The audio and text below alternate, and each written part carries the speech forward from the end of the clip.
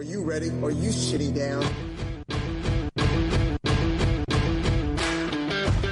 We're going to pull back the curtain on the divorce process, the mistakes and the missteps. How can couples navigate the divorce process? Can you still divorce in a healthy way? The conversation is as good as it gets. It's fun, insightful. It will change the way you think about your life and how to tackle life's challenges. The Schein Podcast, Season 3. It's episode 70 of the Schein Podcast. I'm Evan Schein. On today's episode, I am joined by author Brad Stulberg. He's got a new book out, The Master of Change, which is absolutely outstanding. We have a great conversation with Brad as we dive into his book and much more. That interview is coming up shortly. And Dave, I want to ask you, and I really want to stay with the theme of change. And I want to take a minute to talk about change and personal growth, something I experience with my clients.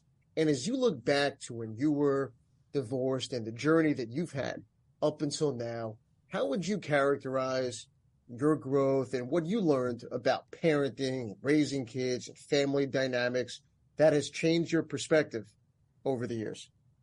Well, I think I've learned the great power of independence and the ability to become a good parent based solely on your own philosophies, ideals, etc. It really, part of the reason one gets divorced oftentimes is that relationship isn't working out. Many people go straight into another relationship. I didn't do that. So it was really a whirlwind of things, from empowering things like figuring out how you're going to spend the day with the kids. You get to plan that all out yourself, and then realizing how much you don't know and just kind of learning along the way. So independence for sure, but not without its some rocky moments, but overall pretty enlightening and pretty fulfilling. Yeah, no, that's fascinating. And I want to ask you, because one of the things that Brad talks about, and we'll get more into it with his great interview coming up, is he talks about core values, right? And the importance of core values. And we talked about whether those core values can change annually or every few years.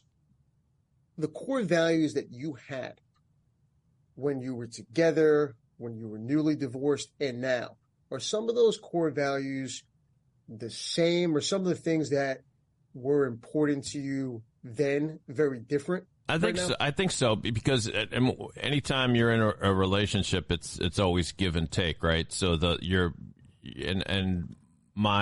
kid's mom and I, we really made an effort to be on the same page when it came to parenting, and still do, which is a nice thing, actually.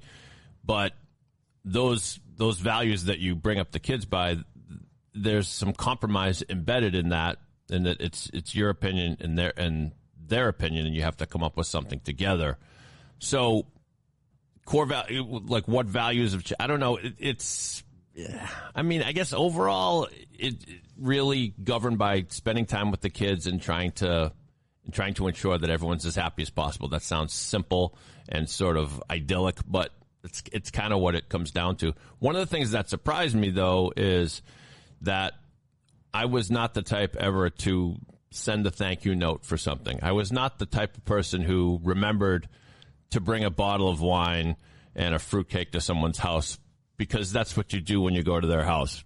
But I noticed myself doing those things after I was divorced. So in an odd sense, my ex-wife really taught me a lot of things that I carried over, which is an okay thing. It's a nice way of looking at divorce, is that you don't have to throw away everything you experienced on the other side.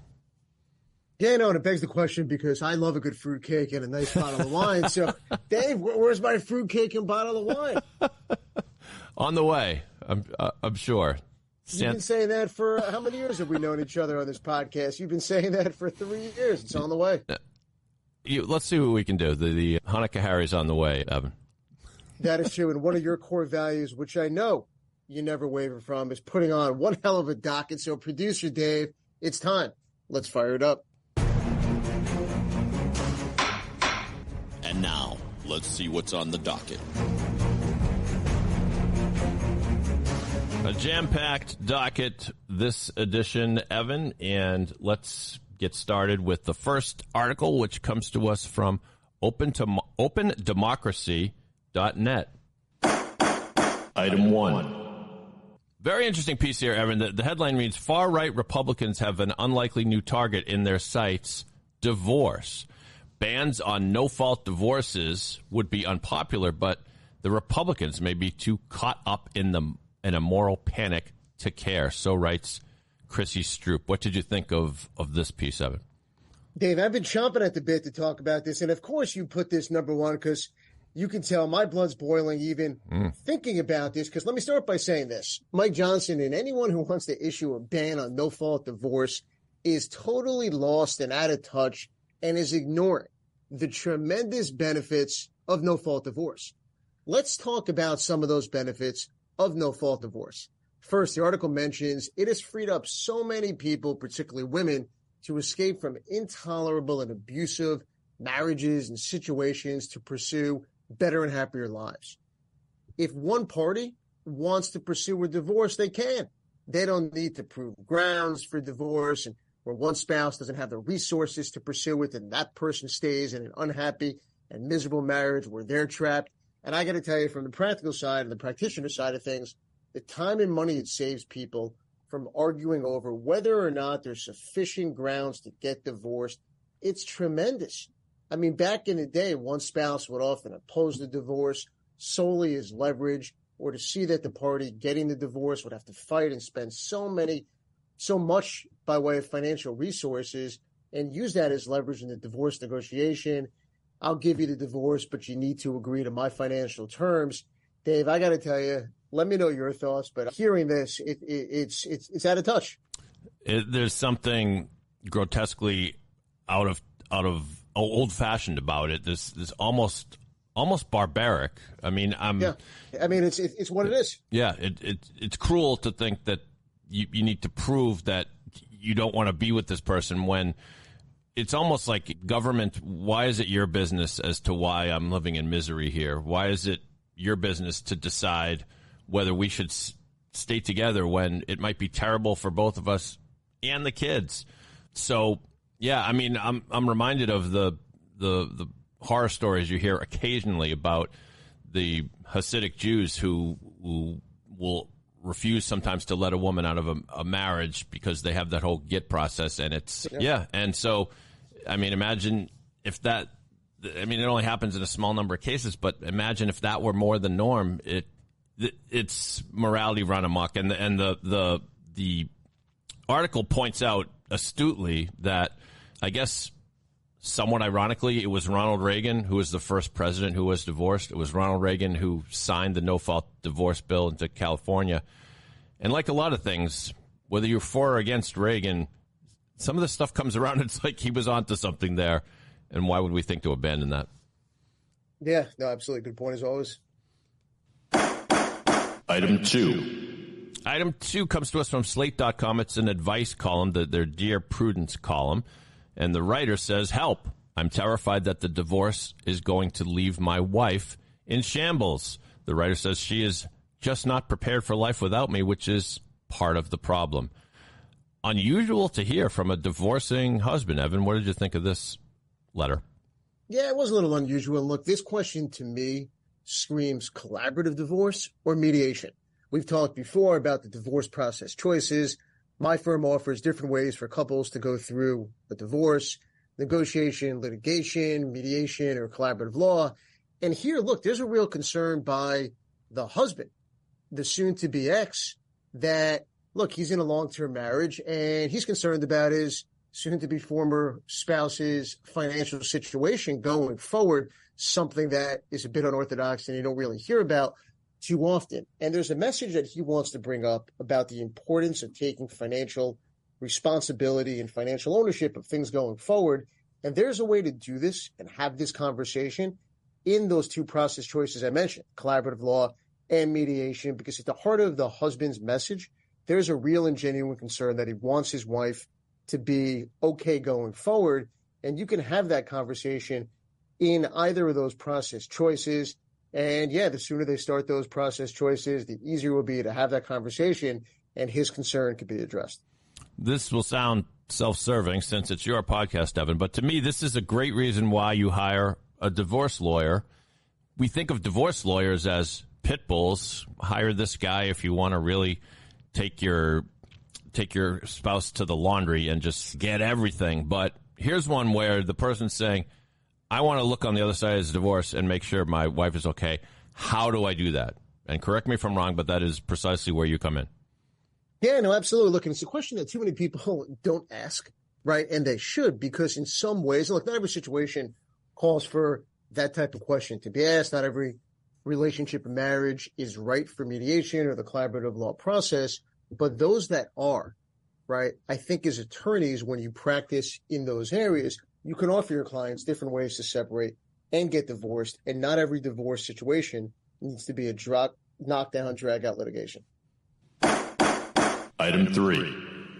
Third and final item for the docket comes to us from the L.A. Times. Headline reads, Angelina Jolie says stress from divorce led to Bell's palsy. And the actress is quoted in this piece as saying that her body reacts very strongly to stress and that she suddenly had Bell's palsy 6 months before her divorce. I've never heard of Bell's palsy being brought on psychosomatically like this, but who am I? I'm no doctor. Your thoughts, Evan? First, I want to say I think Brad Pitt and Angelina Jolie have been talked about on each and every season of the Schein podcast. As we inch closer to season 4 of the podcast, I hope for their sake they find a way to figure out their differences. But after today, Dave, we're retiring Brad Pitt and Angelina Jolie from the podcast. Thanks for the memories. Yes. Thanks for the memories. But being serious for a moment, we often talk about the emotions and the mental health struggles that people go through in relationships and marriages, especially during the divorce process. There's not a lot of conversation about the physical toll divorce can take on someone's physical health and the body as a result of stress. We've had fantastic guests on the podcast before talking about the importance of self-care and doing things during times of stretch, such as running, yoga, or other mind-clearing hobbies to lower the stress and physical symptoms that people may experience when they're going through a divorce. Dave, let me ask you, what are your thoughts on this and the idea that going through a divorce can lead to stress, anxiety, and those things can have a physical toll on one's physical health in the body? There's no question. There's the stress, there's the anxiety. In my case, I felt very guilty about what was going on. Then there's the simple change that may lead to health problems. If you're so obsessed with what's going on in your divorce, you're probably not going to get to the gym as much. You're going to neglect things like that. And you probably end up eating a lot of cheeseburgers, which is definitely one thing that happened to me. But and I had a relatively amicable divorce, so I can only imagine what it's like for those who go through it. And the hope is that eventually you rebuild your life and you start to develop good habits. But yeah, so I do feel for Angelina, even though we talk about her all the time. We are now up to the portion of the program where we hear from you, the listener, in this edition of Ask Evan. Ask Evan. Ask Evan. Ask Evan. Today, Evan, we hear from Sarah in New Rochelle, New York. She writes as follows. Dear Evan, my ex-husband and I have shared custody of our daughter. She is a happy 12-year-old girl, but my ex-husband has gotten more and more strict with her when it comes to things like the use of her phone, TV, and even which friends she invites over. It is to the point where my daughter dreads visiting her dad. What can I do to remedy this? Sarah, great question. And let me start by saying a lot of the concerns you have, these are things that parents in intact relationships will have when you're parenting a child who is a teenager. But what's challenging here is that you and your ex are figuring things out and trying to co-parent under different households. I would start by trying to have a discussion with your ex about your thoughts, observations, and things that your daughter might be telling you. I would suggest having the conversation in a way that's not critical, but rather constructive. I would also recommend, if your ex is open to it, that you consult with a third party, family therapist. If your child's in therapy, consult with your child's therapist. But look, parenting is not easy. Co-parenting with different rules in each parent's house can be challenging, not only for the parents, but especially the child. To the extent possible, have an open dialogue and discussion to really maximize your daughter spending time with her father. But Dave, I want to ask you, because this is a challenge. As I mentioned, it's a challenge when people are together, technology, friends. The child here is 12 years old. What are your thoughts? First of all, you better get used to this because it never ends. You will always be the parent to your child, no matter whether the child is an infant, a teenager, or a grown adult. And so you're always going to have these conversations. So my advice is to just communicate as much as possible, because there'll be things like, let's say you've got a small child and one day you realize the child's fingernails are getting rather long. And it's like, well, is it my job to cut their fingernails, or is that my ex-wife's job to cut their fingernails? And that seems like such a small detail. It's just one example of hundreds of things, thousands of things that are going to come up.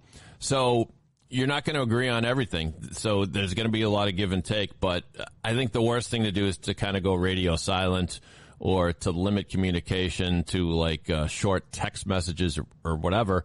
Get on the phone with your ex-spouse when something comes up with your child and do your best to talk it out. It may not be pleasant, but it'll be the best thing. That's another edition of Ask Evan. If you want to submit a question for Evan to answer on the podcast, email producer Dave at david@pod617.com.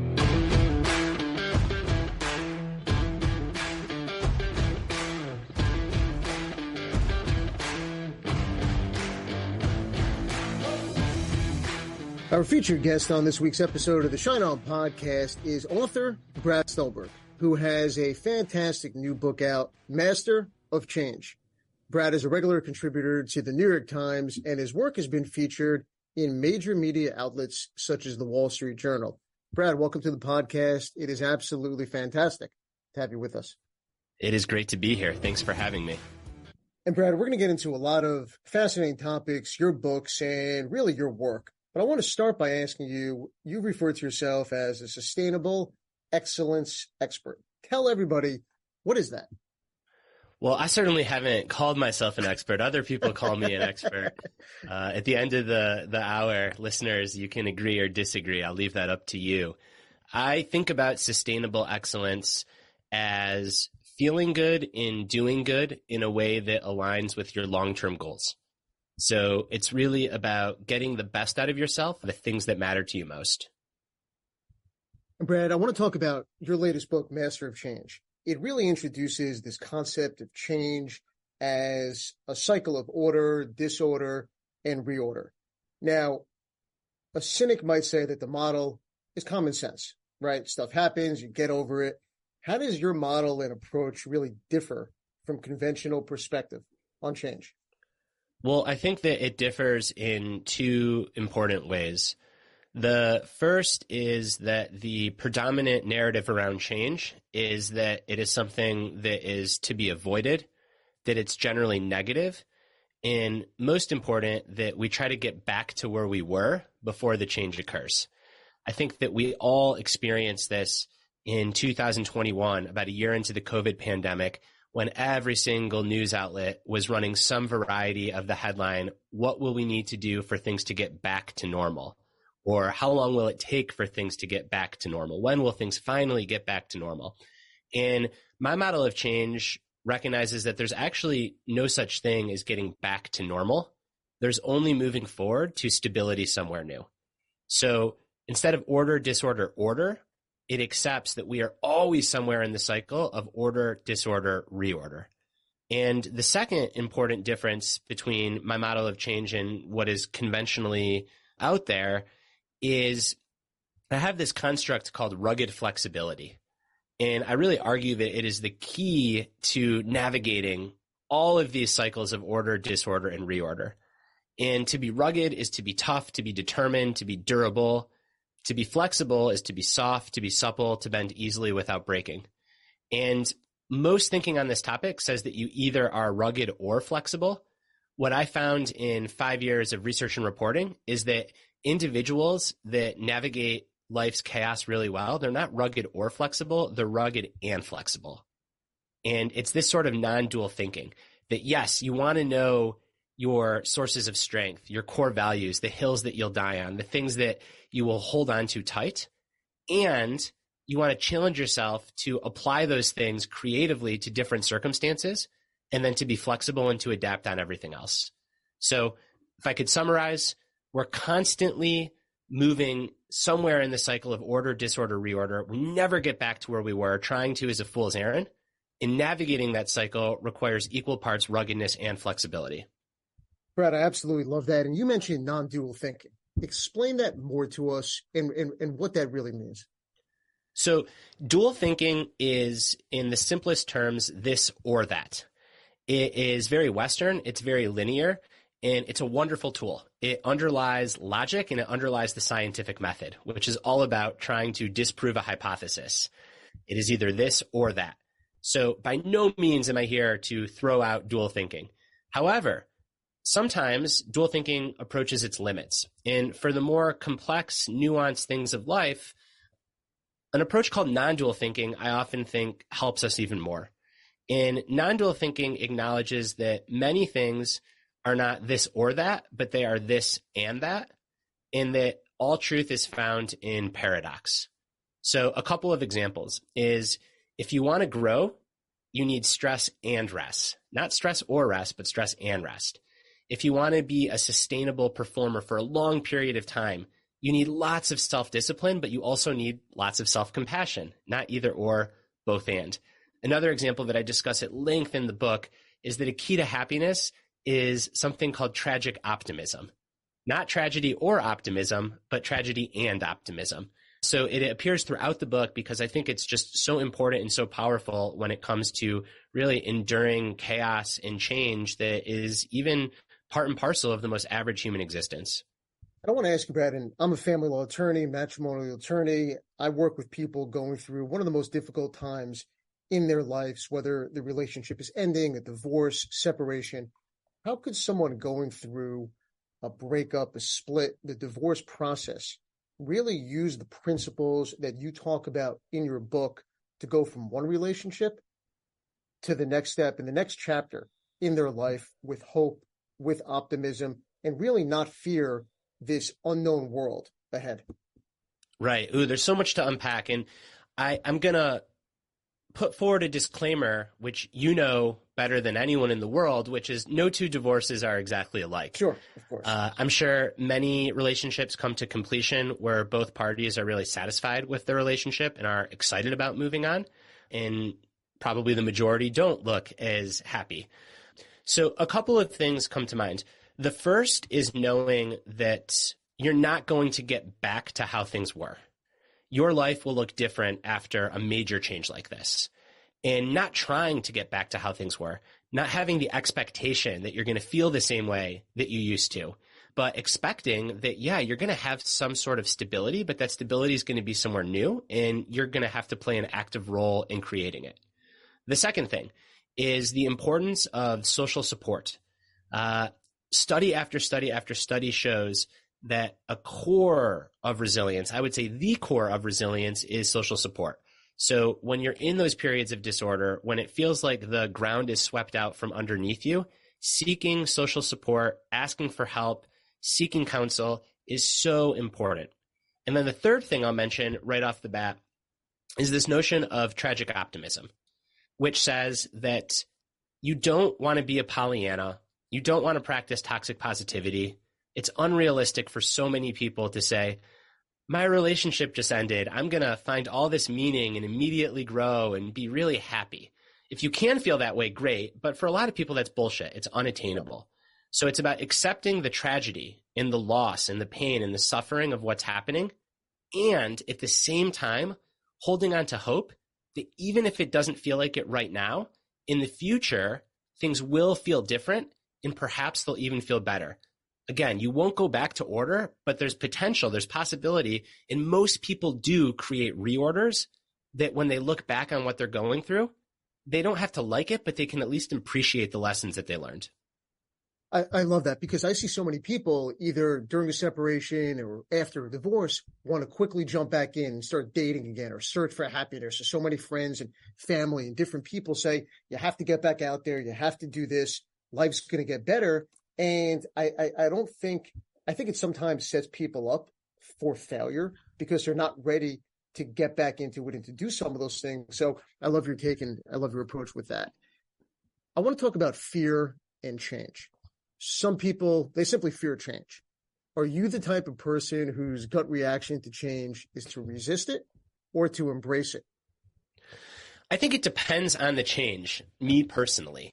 I am pretty good with 99% of changes. I think the 1% that I would put in the capital T trauma category, death, really severe illness, I'm not excited about. And I don't think too many people are. You have to be a really good Buddhist to want to welcome those things. And even then it's hard.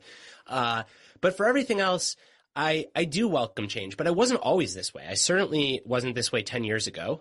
And probably even when I started writing this book, I was more on the stability side of things. And what I learned in the research and reporting for the book is, in another example of non-dual thinking, it's not really stability or change, it's stability and change. And even better, stability through change.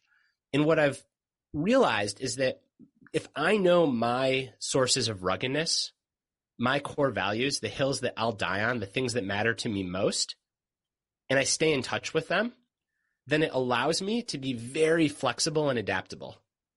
Because even when things are changing around me fast, I can always come back to my values and say, hey, what would it look like to tell the truth in this situation? What would it look like to prioritize my health in this situation? What would it look like to be authentic in this situation? And those core values, they essentially are the ground that you stand on when everything else around you is swirling and feels out of control. I think that before I wrote this book, I thought that entering change was just the flexibility side of the equation, not the ruggedness. And I think going through this process, it helped me learn that, hey, you can always have some sources of ruggedness that you can lean on. In a kind of paradoxical way, those sources of ruggedness empower you to be better at being flexible. Did writing the book help you really figure out your core values, or what's the process for you? What's the process that you would suggest that people really go through to figure out what's most important to them? What are someone's core values? So when you face certain moments and go through certain changes, you can come back to exactly what you talked about, those core values. That's right. So there's a list of the most common 100 core values in the book, and I think it's a really good starting point. The research here is pretty clear that this strategy is most effective when you can narrow this down to 3 to 5 core values. Because if you pick everything, then you end up kind of not really picking anything, right? Yep. So core values, some examples: love, compassion, strength, kindness, discipline, creativity, intellect, reputation, wisdom, so on and so forth. I could go on for 100. And you want to get down to 3 to 5. And then once you do get down to those 3 to 5, it's really important that you define them in concrete terms, because they can't just be words that live on your bathroom mirror, or in the organizational or firm world. They can't just be a poster on the wall that nobody really knows what it means. But when you define it in concrete terms, it makes it real. And then for each core value, ideally, you come up with a few ways that you practice that in day-to-day life. And it almost becomes like an internal dashboard for you. You can ask yourself, hey, am I practicing my core values in the way that I want to? And if I am, you ought to feel good and do well in a way that aligns with your long-term goals. I really think like this is the key to excellence. And when you're out of sync with your core values, you can ask yourself, hey, what can I do to nudge myself back in sync, and then see how I feel and perform is a result. Now, I'm going to preempt you because I can see you might be asking this question next. A lot of people might think, this is great, but your list of 100, all of these sound good. So how am I supposed to know like the guiding attributes of my life? You read my mind. That's exactly where I was going to go. So there's 2 ways into this. The first is to imagine yourself 10, 20, 30 years down the road, looking back on current you. Really close your eyes and envision that. What would future you be proud of? Those are probably core values. The second way into this is to think of someone whom you really admire. And this can be someone that you know well, but it can also be a public figure. And sometimes it's even better because then you just get the idea of the person, not the real person. Ask yourself, what are the qualities about that person that you really admire and why? And that's generally another really good inroads to your core values. Your core values, do they change with age as people get older, as people have certain life experiences? Like that, those questions, should people be asking them on an ongoing basis throughout life? I like to do this annually. I'm not a big fan of New Year's resolutions. I prefer to do a core values inventory and just come back to my values and ask myself, how have I been doing on them? And are they still my values? And in my own life, they've changed. And the research would say the same, that yes, it is completely normal for them to change. Some people, they don't change. I'd still say it's your current core values that take you to your new ones. So you can almost think of like, we're all going to change over the course of our life. It's the subtitle of the book is, how do you think about your identity when everything is changing, including you? And it's really the core values that you hold and that you practice that guides your evolution. Brad, it's said by some that those who have led fulfilling lives, they've taken risks in their life. And those that avoid risk at all costs missed out on great adventure. Agree, disagree? What's your opinion on that theory? I agree. I think that you have to take risk to have texture in meaning, in fulfillment in life. The reason that we don't, or that we're hesitant, is generally fear. Because when you take a risk, when you really care about something, which to me is taking a risk, you make yourself vulnerable because things might not go your way.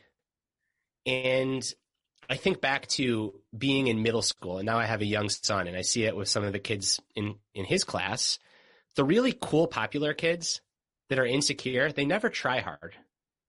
And I think the reason they don't try hard is because they're scared that if they try hard and they fail, it'll be an embarrassment. So what do? They protect themselves by not trying hard. They don't take a risk. And I just think that that is not how you get texture and meaning and fulfillment in life. I think that you've got to try hard, but you also have to know that the things that you care about are the things that break your heart. And it gets back to tragic optimism. It's almost like the cost of caring deeply and stepping into the arena and really giving something your all is that eventually that thing will break your heart because that thing will change. The Olympian that gives their all to their sport, well, eventually they age out and they retire. The person that has the best of relationships, it's been married for 60 years, someone is going to probably die first.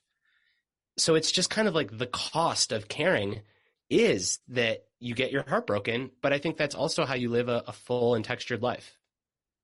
Brad, your book, Master of Change, it follows your previous book, The Practice of Groundedness. Tell us the differences between the books. Tell us what motivated you to write the new book.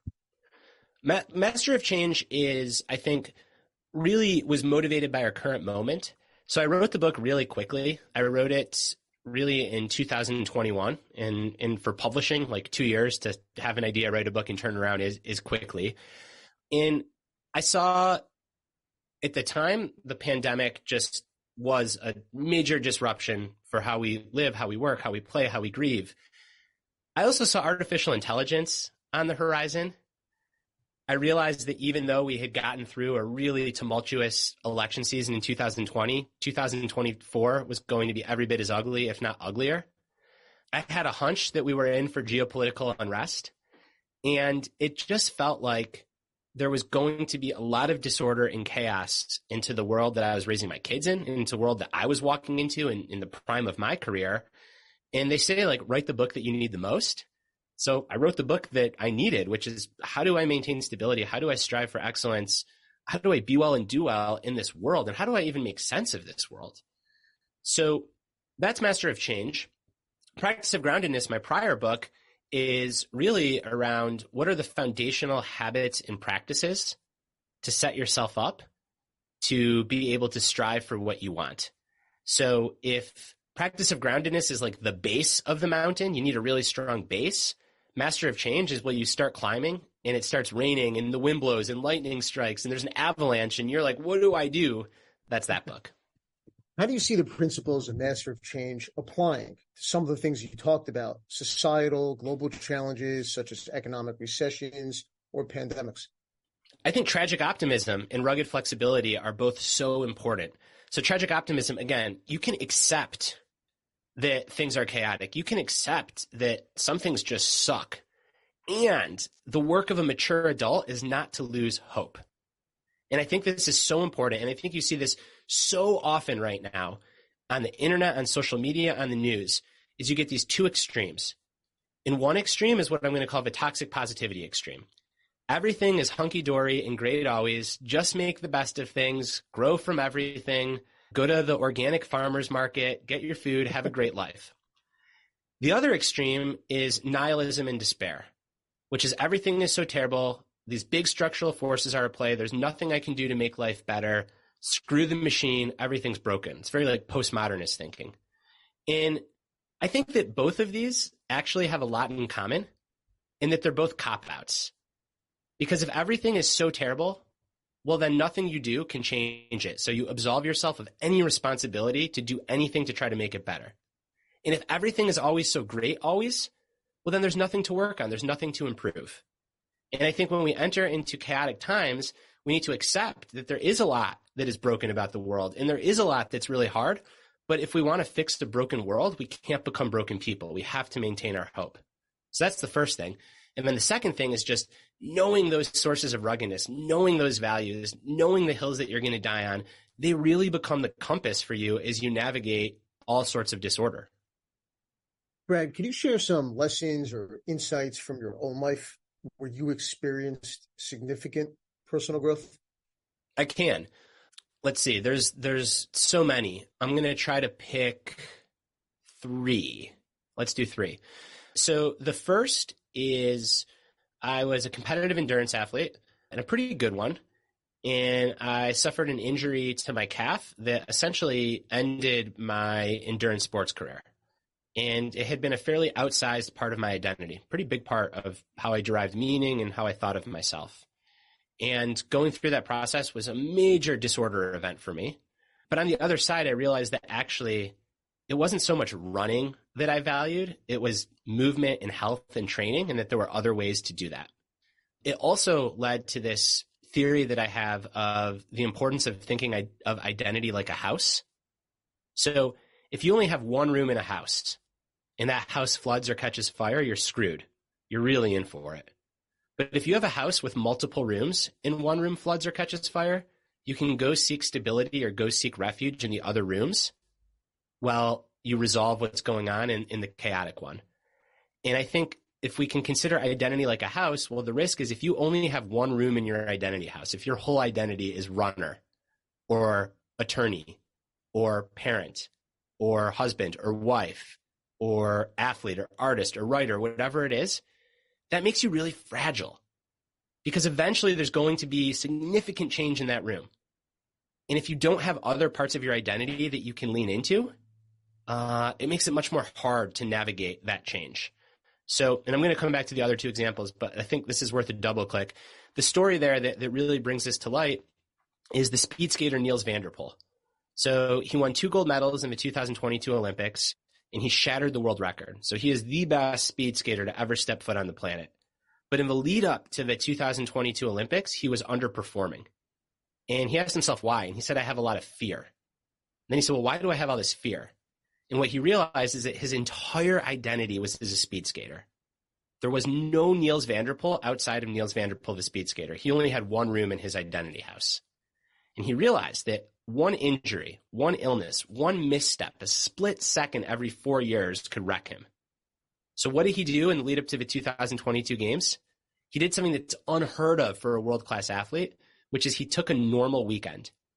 So starting Friday evening to Monday morning, van der Poel did nothing related to the sport of speed skating. He went on hikes. He joined a book club. He went out for pizza and beers with his friends. He essentially renovated his house. He added more rooms to his identity. And he told me that as a result of doing that, he could shed his fear.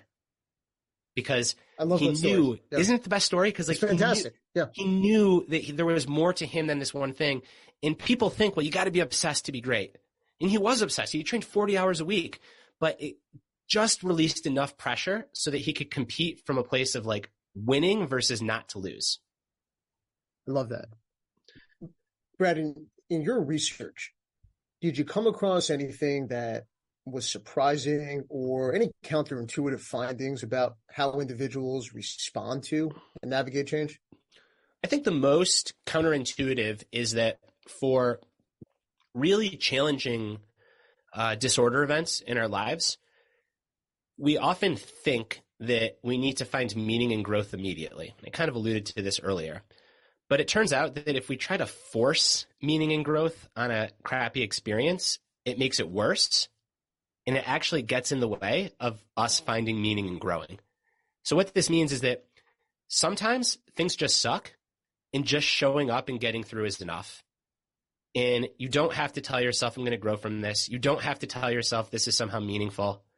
In the moment, it can just suck. But then if you keep showing up, eventually you get to the other side and the meaning and growth happens on its own terms. So there's a study that I cite where people had significant traumatic injuries. Like these required these required surgeries at level 1 trauma centers. And researchers followed these individuals to see how they would adapt to this major disorder event, this major change in their life. And what they found is that for the first 3 months, even people that did great, they were on a cycle that looked like it was going to take them towards PTSD. And at the 3-month mark, only after 3 months did they finally start to show signs of deriving some meaning and growth from their experience. Wow. So I think this gets right at what you were alluding to earlier, which is if your life just gets blown up because of divorce or an illness or a loss, it's so easy for other people to look at you and almost be uncomfortable because you're suffering and say, well, you're going to grow from this. What doesn't kill you makes you stronger. But then if you put that extra pressure on yourself to have to grow from something that sucks, instead of just allowing yourself to get through, to be compassionate to yourself, it actually slows the healing and growth process. So it's this paradox of the best way to grow from true pain and struggle is to release from any need to grow at all and just show up and get through. Brad, you mentioned you're a father, you're a parent. For anyone listening, how would you apply the principles that you've researched, that you've written about, to parenting a child or children in this day and age, in this world? So the first is, I think, multiple rooms in the identity house. That is so important. Even if little Johnny is the star of the AAU basketball team or travel baseball team, make sure that little Johnny has other things that he derives meaning and self-worth from. I think that there's so much pressure to over-specialize for kids, especially in big cities, whether it's in sport, whether it's in academics, whether it's in piano, where you think your kid's going to be world-class and you really want them to do well. So you're well-intentioned. So you just have them do this one thing. But most people aren't world-class. And even if they are, when they retire, it's going to suck. So multiple rooms in the identity house, I think, is the first. The second is in age-appropriate ways, teaching kids tragic optimism. Teaching kids that, yeah, sometimes things are really sad and that you can be sad and happy on the same day. You can even be sad and happy within the same hour. It's okay to experience a range of feelings, and that while there is so much that is beautiful about life and we want to encourage our kids to find joy and be happy, we also have to encourage them to feel sadness, because we know that repressing the tragedy part eventually comes to bite us in the ass. And then the third thing in particular from this book that I would say is helping kids understand their core values. Again, in an age-appropriate language. So what are the things that really make you you as a young adult, even as a grade schooler? And is a grade schooler going to say it's strength, compassion, and discipline? Probably not, but a grade schooler might say that I want to be kind. And then you have a conversation about what that means. So when everyone's picking on one kid, you can ask yourself, hey, what's the kind thing to do? And those would be the three things. Brad, you've written 4 books. Your latest book is terrific, Master of Change. I have to ask you, as an author, what topics do you still want to tackle? What might be next for book number 5? I'm really interested in taking a big comprehensive swing at this idea of excellence, at feeling good and doing good in a way that aligns with your long-term goals. And by big and comprehensive swing, I mean linking evolution to excellence. Like, even before, I'm really going to nerd out with you for a second here. No, do it. Let's do it. even before species, so long before humans came along, before species had any cognition, any ability to think, they're hardwired to move towards environments that promote their survival. And they're hardwired to do this because it feels good. So this is if you accidentally touch a hot stove, you have a reflex to snap back. You don't think, oh, the stove is hot. You just immediately do. You immediately snap back. So we're hardwired to avoid bad, but we're also hardwired to feel like an essential rightness when something is good. So this is why when you watch Steph Curry launch a 3 off the dribble, which I can do all night, you don't have to be a basketball fan to know that that is right. No. When you see beautiful art, there's nothing in your brain, there's nothing intellectual that says it's art. You just kind of see it, you know it.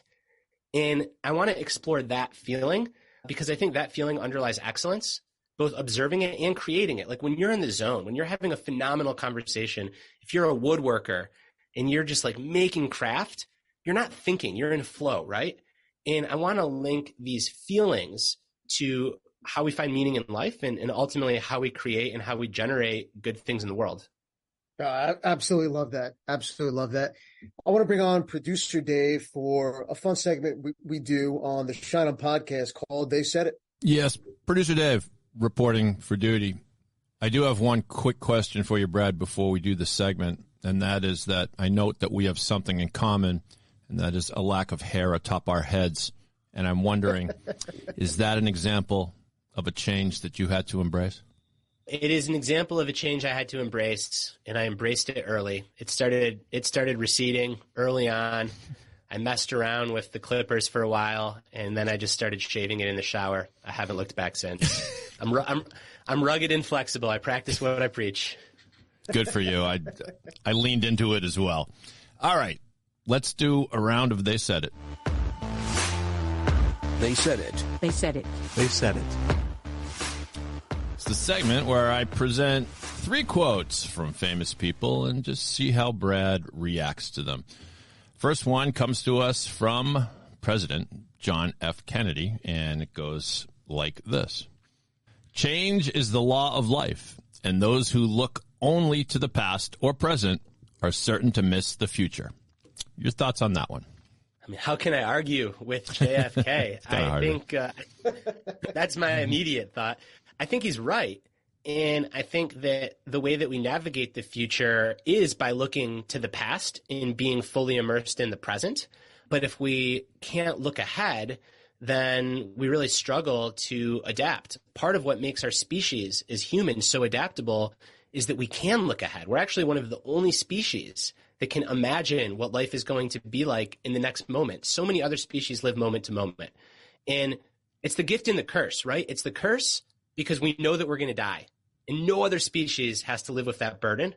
But it's the gift because it allows us to make all kinds of complex plans and build a society. So, yes, I'm buying JFK. All right. 1 vote for JFK. Next quote comes to us from Maya Angelou, and she said the following.